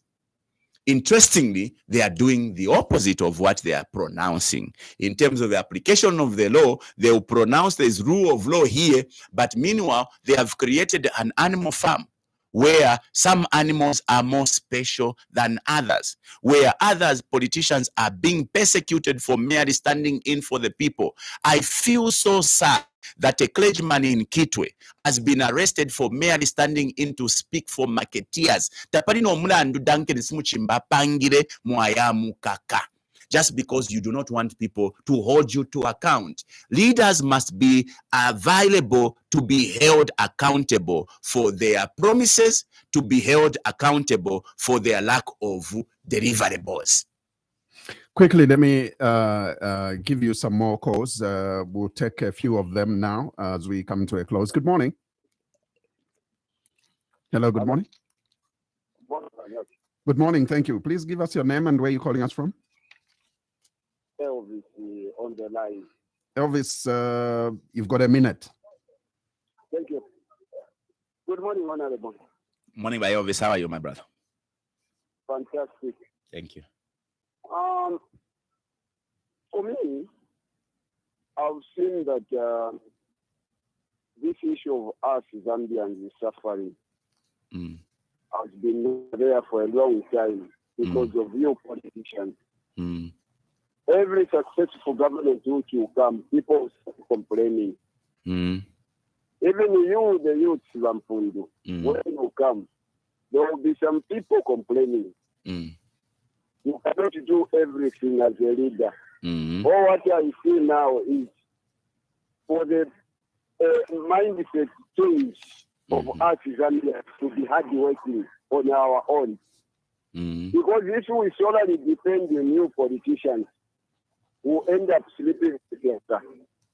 Right now, I'm telling you, Mpundu, since the president came into power, one thing I've been encouraged by the president is to go back to the land, which I did, Mpundu. As I'm telling you today, I've got a lot of maize, I've got beans, Nkana katapa, Teva Mpundu, Eyo tureli mana nomba na kiremba. So for me, this issue ya kwa tibakateta wakesa kwa yo watusikiresi yo watusi nango ni mwe wawe na murela ndaba Mpundu hapo. Ero mukesa buukeko. Baka bensinchosho mukasanga ashika mitinsi yokwebati mukibombe na mwabakara myebesyo pili. So echo ndefu akuni mwama leaders to encourage former Zambians to kubombesha. Like what the president is saying, let's work hard. Again, the other thing which unfortunately, time is up, Elvis. Yeah, unfortunately. Thank you very much. I could have allowed you to, I could have allowed you for the second question, but unfortunately, I need to take the last two calls as well, and then we conclude. Good morning. Please tell us your name and where you're calling us from. Brother Zach, good morning. Morning to you. How are you? Very well. How are you? I'm good. This is Comrade Mkosa. Come again? Come again on your name? Comrade Mkosa. Mkosa. Okay. You've got a minute, Comrade. Yes. For me, I feel, Mr. Mpundu, you are not fair to yourself. More especially when you talk about the government, the current government, or the leaders that to say they lied or they have continued lying on the promises that they made prior to the elections. The question I have to you, Mr. Mpundu, have you fulfilled all the promises that you made for the people of Nkana? It is very amazing to hear you people who are affiliated with PF today talking about how prices have gone up. When you yourself, from the time you took over power from 2011 up to when we booted you out in 2021, there is no thing that you reduced. Nothing. But today you want to act smart as if you are more clever. You are angels. You have turned yourself to be angels when in fact not. Tell us if you have fulfilled all the promises. You want all the promises that were made prior to the elections to be fulfilled by this current government within 3 years and 6 months. And you don't even consider what has happened between 2021 up to today. You don't even want to talk about how the drought affected this country for some of the promises not to be fulfilled. You just want to show as if it is Nkufuna kwa government. So in conclusion, Mr. Zach. Yes, please. I think these politicians of ours, with the most especially these who are in opposition, really the bar has been raised. They have nothing to tell the Zambian people.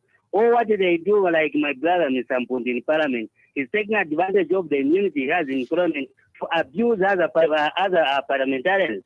When they answer back, he starts crying foul. He comes on Facebook, no, this one is doing this one is doing this. He thinks we don't know what he's doing. I think, Mpundu, as much as we need alternatives to this government, but you need also to tell us what you would have been done when it comes to the challenges that we had, drought and whatever, differently or better than what the BND has done so far. Thank you. This is what I had. Thank you. Thank you very much, Mr. Mkosa. I'm taking one last message. I have a message here from Chilufia, all the way from the United Kingdom, Leicester to be precise. He says, I don't know why you are even banging your head against the war, Binwell. Honorable. CDF is a failed project. Let's get back to capital projects. Let's councils run projects. To be honest, even if you've not done anything for your constituency, just the fact that you highlight these issues is enough. But is a Zambian going to appreciate that? My prayer is you and I live another 200 years when people will realize This is Chilufia from Leicester. All right. So I thought I should squeeze that one in. And I think that was our last caller, Mr. Mkosa. Thank you very much. But let's hear your quick reaction. Of issues raised. But Elvis talks about Zambians suffering because of politicians. I want to say yes. If you, the Zambians, who leave everything in the hands of the politicians, you are going to suffer. Like somebody once mentioned that when intelligent people keep quiet, the fools are going to take the field day. Okay? When you intelligent people stay away from politics, we, the idiots, are going to you, unfortunately. So, which is why, for me, I keep on asking Zambians to get involved, which is why we have created the movement suggesting that young people who are intelligent today, who are alive to the challenges of today, must get involved because it won't help us complaining. Okay? Elvis talks about hard work. You will not encourage people to work hard if you don't provide an environment where they can flourish. I am from the Eastern Province. Farmers are complaining of the chaotic, farming sector. The distribution of farming inputs. By the way, UPND could have taken advantage, having leaders that are farmers themselves, to have brought more people onto the support program for farming. All right. Today, even the same SAF loan project or program go into Chipata to go and sleep, in corridors waiting to be given these loans. And today is almost March. They've not been given these loans for them to go and do the farming. When are they going to do the farming? So when you say you encourage people to work hard, have you provided the environment for people to work hard? Is the biggest issue. Okay. Then he says, even me, I'll find impediments if I became a leader that will enable me not to perform. When you find an impediment, let's say you promise people that you're going to sell a presidential jet and you find that the system cannot allow you, you must come back to the people. Look, my idea would have been, let me sell I'll sell the presidential jet. But what I have found is completely different. So forgive me, I will not be able to do what I promised. When you say I'll reduce the price of midi meal to 50 kwacha pay 25 kg, whatever you find that will enable or will stop you from reducing the bag of meal to 50 kwacha, you must come back to the people and tell them, look, I promised you this, but I've not been able to do that. When you promise people that you're going to reduce the price of fertilizer or you're going to make farming available to the people and you find a problem, go back to the people and tell them the problem that you found. But Comrade Mukosa talks about me not being able to fulfill all the promises. I think that I have said what I promised the people. I have said what I've done and what I have not done. I think it will also be in the best interest of the UPND to go back to the list of things they promised. Me, I can proudly produce a list, my listeners. I can proudly produce a list of the things that I committed to. I'm elected as MP. I have a list. And I can proudly talk of the things I've achieved, and I can proudly talk of the things I've not achieved, but I can also mention doing, like the water problem in Mindolo. I have admitted we have not done that project or program, but I have even mentioned on this program what we are doing in addressing that problem. The UPN equally do the same. They can go back to all that list of things they promised. We are going to reduce the price of midi meal, the price of essential commodities. We are going to reduce the price of interest rates so that we can support businesses. We are going to sell the presidential jet. All those things, they can all list them down and then say, we've done this, that, and that. And this is the reason why we haven't done A, B, C, D, and E. So, Comrade Mukosa, you are saying if we have not taken into account things that have stopped the UPND from fulfilling their promises, you have mentioned drought. Drought terelo ya amba. Even when the UPND was in opposition, drought was there. That is why at some point, the president used to mock the PF Kwebati. You cannot give drought as an excuse for not supplying power to the people. What if Dubai, that has not had rains, continue to supply electricity 24/7? How are you failing? It's a lack of leadership. That's what UPN used to say. How is it that them today can give a drought as an excuse? By the way, you cannot give drought as an excuse for failure to provide food for the Zambian people. Because even when we had a serious drought in 2024, you are aware we still had good rains in the northern part. You are aware we still had good rains in the northern part. And I can proudly talk of the things I've not achieved, but I can also mention doing, like the water problem in Mindolo. I have admitted we have not done that project or program, but I have even mentioned we have not done that We had good rains in Northwestern Province, in Luapula, in Muchinga, and Northern. What a responsible government would have done was to prioritize farming in those areas so that we produce enough to be able to supply the rest of the region that was affected by the rains. The drought is not a reason why we should be sleeping in the darkness, because even with the water levels going so down, we could have gone to the alternatives. We could have invested in solar. It only takes you 6 to 10 months to do a solar project.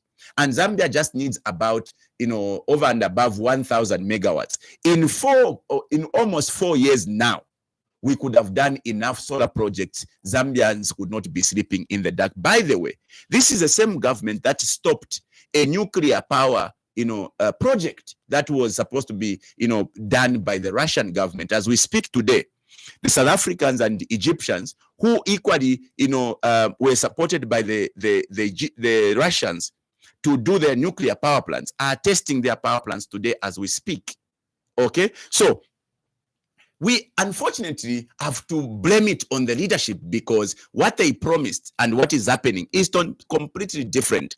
But Bamukosa talks about me using immunities to abuse people in parliament. I have never abused anyone in parliament. I can be challenged. It's me who got abused by Mungandu. It's me. In fact, I'm the victim here. I have never abused, unless we can say stating facts is abusing us. Me, what I do, even on this platform, I challenge anyone to take me to court if I've spilled falsehood. I have never, said, I speak to what is true, whether I'm in parliament or I'm here, because I'm aware that there are legal litigations that can be, brought, on you if you are going to defame others using, parliamentary, privileges or otherwise. So the issue we are talking about is that time has come for us to hold those in leadership accountable, but we also have a role to play for a opposition, which is what Shirufia in the UK says. Don't even bang your head on the wall about CDF because he says it's a failed project. Well, it's not necessarily a failed, arrangement. I think that to some extent, CDF has been able to address some, developmental, deficiencies, particularly in rural areas. Where they didn't have a classroom, if they build, that's, I think, a plus. We must give them a credit.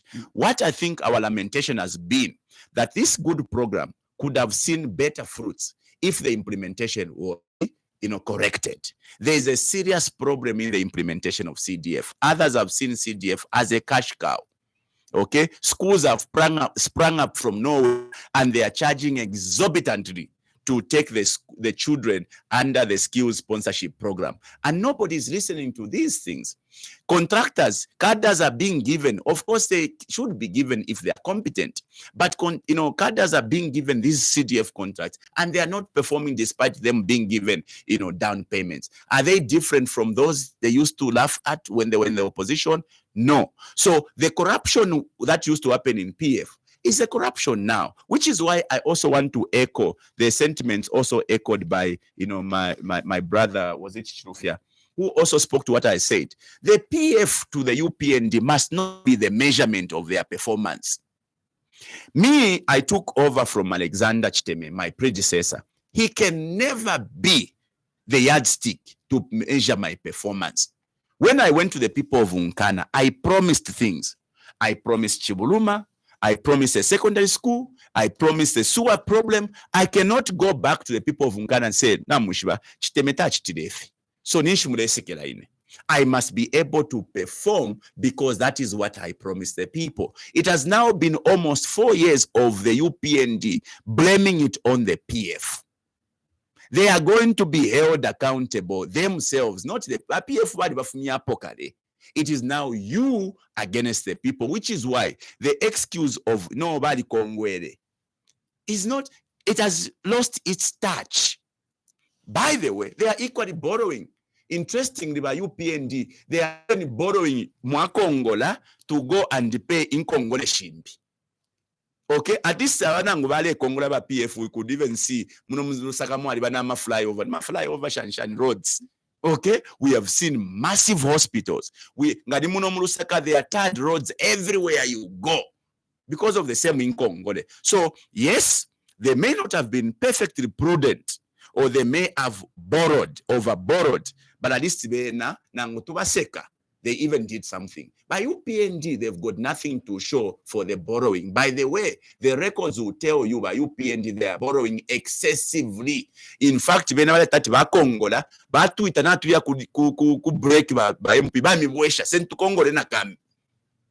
these people. So the point is, let's engage each other in meaningful conversations to find solutions for our people. It will not help the MPs by UPND to be running away from conversation like what they did in Parliament. You bring a very important subject of conversation hinging around the welfare of the people, the cost of living. What steps do we take to address the ever-rising cost of living for the people? Ama MPs bam ruling party babutuka mu parliament for the very first time in the history of this country. Ruling party MPs running away from parliament, running away from answering to the people. What are you doing to address the plight or the living of the people? Because even if you are going to boast that you have created employment in the public sector, mwaling shaba nasi, mwaling shaba teacher, mwaling shaba kapokola. The question is, how much are you paying them compared to how much that money is worth in terms of the purchasing power? Because lelo kapokola ero imwe kapokola bale mibomfya no kula mkuchita persecute ama politicians political opponents, but bale miforesha 4,000 kwacha nga mwafumia mo tumaloni tonso to mwakwata ulesha na 2,000 kwacha. What can 2,000 kwacha do? I'm sure right there na basket feteti so kuri 2,000, because 2,000 lelo walashita mobunga 420 nga mwalikwata family 5, you need 2 bags. You need to buy 2 bags of 25, so you need to spend 840 muni 2,000 nishwasharako na 1,000 kwacha nga cooking oil and 2.5 cooking oil inonshita nishinga mwebana bakwalisa. What about sugar? Sugar lero na ifika almost 100 kwacha. Ama nifye ayene 3 ama eggs, which is the basic relish you can feast on to have a decent meal. No mana ifika na over 100 kwacha. So even if you have been given a job, what is that job worth to you if you are going to be paid 4,000 kwacha, let alone a 5,000 kwacha? Which is why we are saying, let us address the cost of these commodities so that abantu besu bakwateko a decent means of livelihood. It will not help the UPND to be charging or to be arresting anyone who says otherwise with seditious practice. It will not help the UPND to be charging hate speech on anyone who condemns their actions or who challenges them on whatever they are not doing. I think what will help the UPND is to say, Binwell, mwalanda sana. Let's sit on the table. Let's have a conversation. Where are we not doing right? What do you think we can do? We are prepared. We are not just interested in taking over leadership. We are prepared to help the UPND govern the people of Zambia. Because ultimately, if the UPND performs well, the Zambian people will be celebrating. I will tell you the biggest mistake you are going to make. The biggest mistake the UPND will make is to go on a journey to kill all the opposition, to arrest everyone who is standing up. I will tell you, even this notion of there is no strong opposition, far from it. There is always a strong opposition against an ineffective government. The only government that does not have opposition is a performing government. Government in Bomba, there will always be a strong opposition, because opposition is bantu. Abake mokuya mkuvota bantu eronga mulemo no kweba tikuti mwaipa ya bonse ba opposition aba ba Edgar mu abachitatyo not eligible ba nani kademo abatola ku kifungo abamu abapoka pate. There will still just even be a very inferior political party that will rise, and because people have no faith in you, they will all run that political party. Which is why the young people must never be underrated through the movement for good governance, because that is an alternative on the rise. Is this the Ichaba that we spoke about? Yes. The idea now is that let us arise as a young people Doesn't it bother you that people like Sylvia Masebo has been in every government? Doesn't it bother you that my uncle Felix has been in every government since 1991? Doesn't it bother you that Bamsokotwani has been at it with all those flawed policies since 1991? Insanity, they say, is trying the same thing over and over again, and you expect different results. It is time that we begin to open a new page for this country. A new page means let us encourage, fresh minds to join the arena of governance, okay? The young people for a very long time have been treated as second-class citizens. The young people have been used as ladders to propel, the political ambitions of the so-called, the experienced, the mature politicians. I would rather deal with an immature Binwell than a mature person who prioritizes the interests of foreigners above the interests of the Zambian people. I would rather Ababe Nabena Munia Zulu misbehaves, but they care for the well-being of the Zambian people, as opposed to these Nkotes who are only interested in pocketing in their pockets, as well as the pockets of their masters or their friends from the West. So which is which? Dealing with the incompetent or the immature young people who will have the interests of the Zambian people, as Bena Traore are showing now, as Bena Faye in Senegal are proving to be now? Or you would rather go with the mature people who keeps on prioritizing not the Zambian people, who have closed their ears to the crying of the Zambian businessman, the small businesses that are closing down every day because of lack of power, because of favoritism favoring foreigners, because of these punitive tax measures. Would you want to have those so-called experienced who are prioritizing other people, leaving you to, suffer on your own? I think time has come that the young people should not longer be comforted with their future leaders. The future they spoke about is now. So for us, we are demanding one thing, that young people must be given a chance to also provide leadership. That doesn't mean that we are not prepared to work with our elders. We are prepared and we are going to sit on the table for as long as it becomes a win-win situation. So the movement for good governance, Ichaba Iche, is an agenda for the young people. The movement for good governance, Ichaba Iche, is an agenda for Zambia.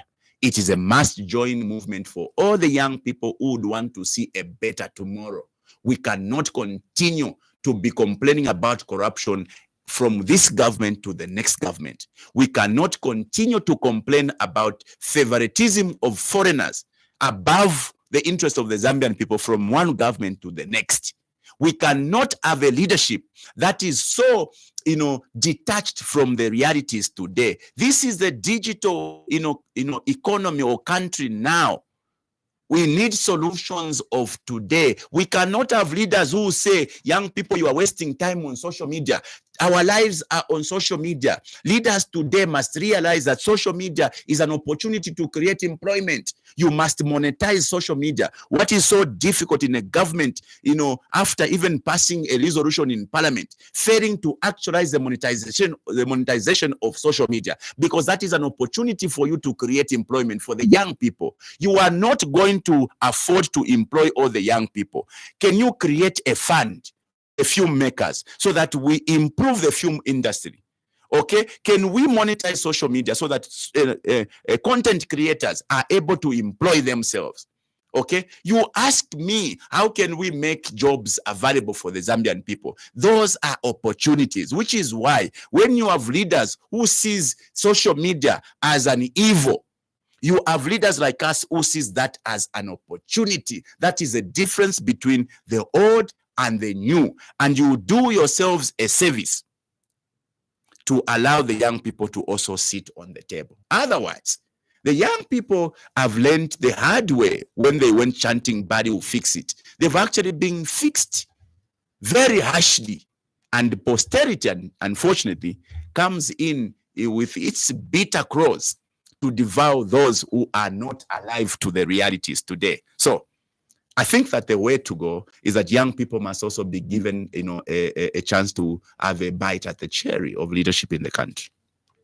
Honorable Binwell Mpundu, independent member of Parliament for Nkana Constituency. Thank you very much today for coming. And obviously, we've had a great conversation, and I appreciate that. Thank you. That we had. Thank you. It's always a pleasure being here. I love this place. It's home. Always welcome. Always welcome. Thank you. There you have it, listeners. That was our guest this morning, Honorable Binwell Mpundu, independent member of Parliament for Nkana Constituency. And remember that we would also like to quickly appreciate our partner radio stations that carried this program live on their various platforms, and also appreciate you, our listeners, who found time to call in, and of course those that also commented on our Facebook page. We appreciate. Remember, we have a Thursday edition coming up this week. God willing, we will definitely be back. But from all of us, is take care of yourselves and more so of each other. It's bye-bye for now. Tune in next week for another edition of The Burning Issue, and thank you for your participation.